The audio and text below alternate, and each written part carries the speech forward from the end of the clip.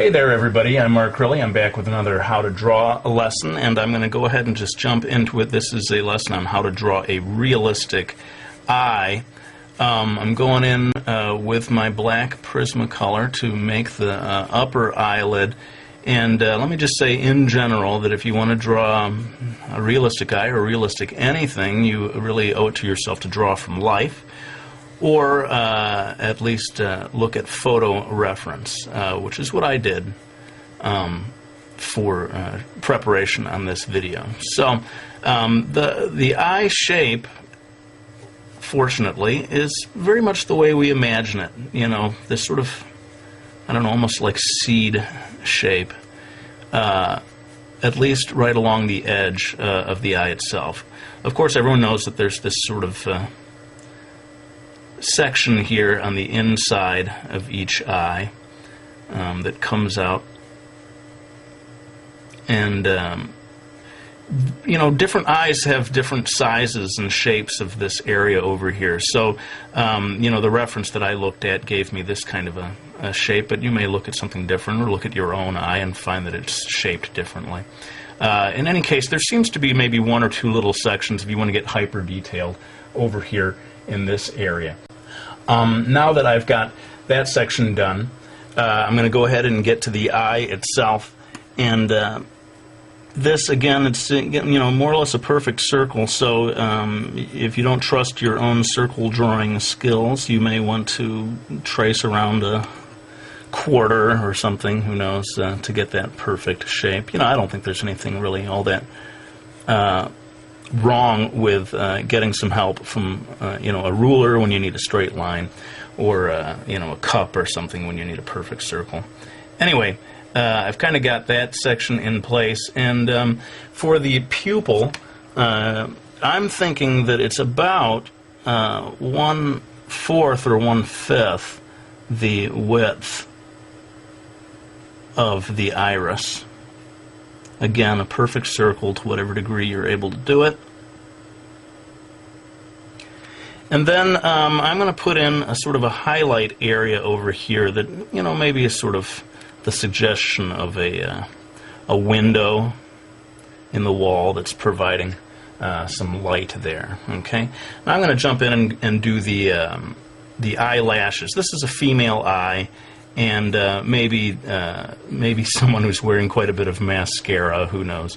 So I'm going to go ahead and give a nice thick, dark, full eyelash area over here. This kind of thing, you know, I can't obviously go line by line and tell you how to do it. It's practice makes perfect, I guess. But again, looking at different reference, looking at different eyes, you're going to see all kinds of different ways of doing the eyelashes.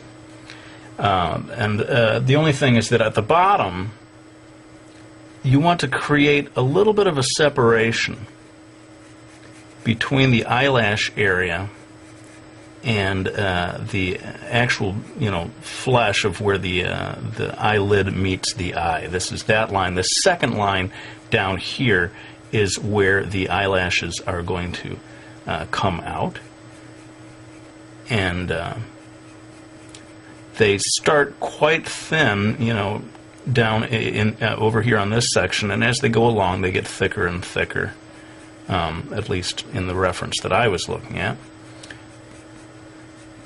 And having got that section done, we've kind of got the basic shape in place, with the basic guidelines for the eye itself. Now, again, every eye is different, but most eyes are going to have some kind of a eyelid. And this one that I looked at for reference had quite a, I guess you'd call a heavy eyelid, which means that the line of the eyelid is pretty distant from the line of the eyelash. Again, looking at different things, look at your own eye, you may find that that line is a lot closer. And in some Asian eyes, there's almost no line at all of eyelashes. This is not so much a video about drawing the eyebrows, so forgive me, I'm just going to drop in really quickly a suggestion of an eyebrow here without talking about it too much. Now I'm going to zoom in right now to what I feel is the absolutely most important part of this lesson, and that is the iris. And I want you to really see the details of what I do here. So pardon me while I zoom in. Now, getting a good iris illustration done is the real key to making a super realistic, almost photorealist looking eye. And what I'm doing here, I'm going to do in real time just this section here, sort of roping off or showing the sections that I'm going to darken up and the sections that I'm going to leave light. Basically, this little area in here is going to stay relatively light, and the rest of this stuff is going to get darkened in. Now, I know people like a real-time video, and people don't like when I time-lapse, but seriously, this one I could spend a whole half hour just on the iris itself. So I'm going to time-lapse this part, but I'll come back to explain a little about the choices I made.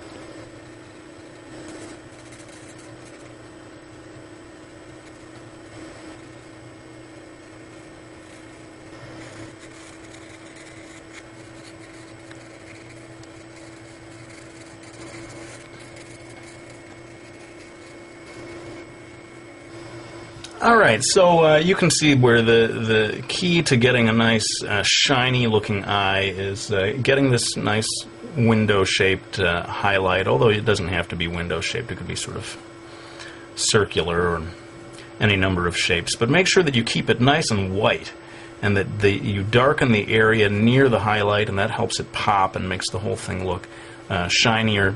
And you saw that I spent a fair amount of time adjusting the different shades here. There's a band area here near the pupil that's a certain thickness. There's a whitish area down here, and then again, in certain types of eyes, every eye is different, you get the very darkest band of color right around the very edge. I'm going to go ahead and jump in here and very quickly darken this area in of the eyelashes. Again, this is maybe a female eye, someone who's wearing quite a bit of mascara. And with that, we're starting to come into the home stretch on this video. And again, to keep things a reasonable length, I'm going to have to do some of this in time-lapse. But hopefully it won't be anything that you couldn't follow along with. Basically, I'm going to be adding shading to make the whole thing look a little more 3D. And again, I'll come back to explain a little bit about the choices I made.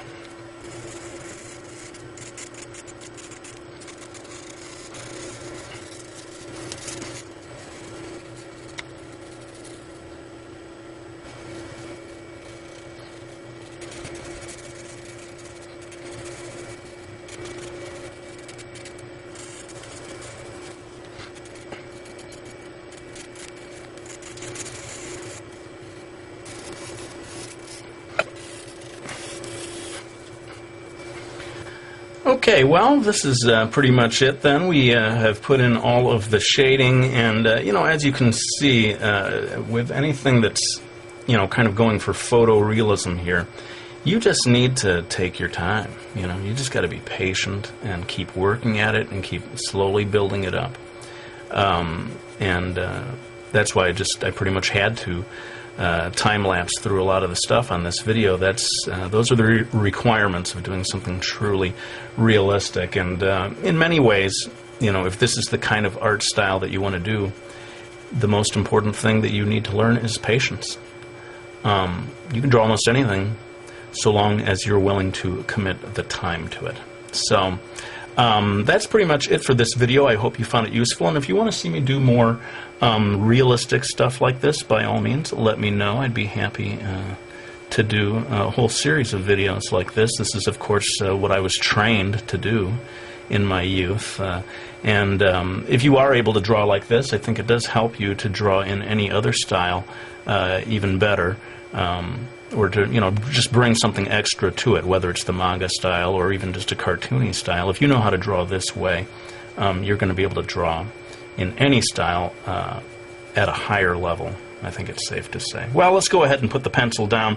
I hope you all enjoyed watching this video. I won't show the cover of the book, but I do want to thank people for buying my Miki Falls series or any of my books. I really do appreciate your support. It means so much, and it does allow me to keep doing these videos.